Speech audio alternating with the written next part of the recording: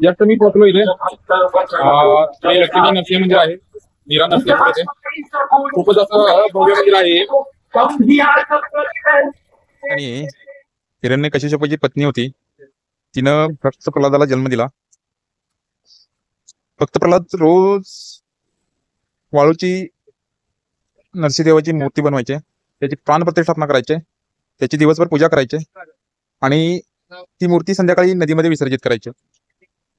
असं करता करता त्यांनी नरसिंह देवांना प्रसन्न केलं आणि नंतरची स्टोरी तुम्हाला माहिती आहे. हिरण्यकशिपूचा वध झाला. त्याची जी मूर्ती आहे ती वाळूची मूर्ती आहे. एक दिवस भक्त प्रल्हादांनी बनवलेली मूर्ती प्राणप्रतिष्ठापना केल्यानंतर नदीमध्ये विसर्जित करायची राहून गेली. ती ही मूर्ती आहे. आणि मेन गाभाऱ्यामध्ये दोन मूर्त्या आहेत. एक शाळीग्रामची मूर्ती आहे आणि एक वाळूची मूर्ती आहे. मेन मूर्ती आहे ती वाळूची आणि ती असं मानलं जातं की ती भक्त प्रल्हादांनी बनवलेली आहे. तर नीरा आणि भीमा नदीच्या संगमावरती हे भव्य मंदिर आहे. ठिकाण खूपच बेस्ट आहे. मी विचार केला होता, पण त्यापेक्षाही एक्स्ट्रीम एनर्जेटिक असं हे ठिकाण आहे. पुण्यापासून जवळजवळ 180 किलोमीटर अंतर आहे. पुणे जिल्ह्यातच येतं आणि इस्लामपूर पासून जवळजवळ 150 किलोमीटर आहे. मेन मंदिरात जायला काळ्या दगडांच्या पायऱ्या आहेत.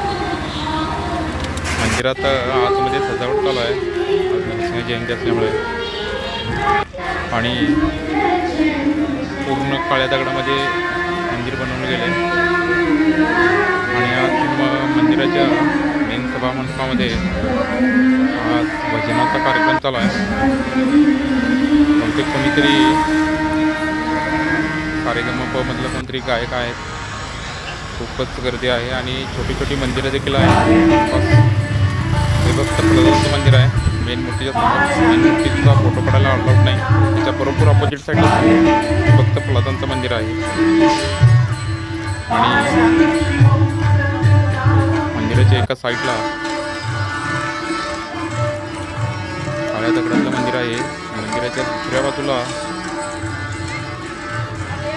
लक्ष्मी मातेचं मंदिर आहे. खूपच आकर्षक मूर्त्या आहेत त्या.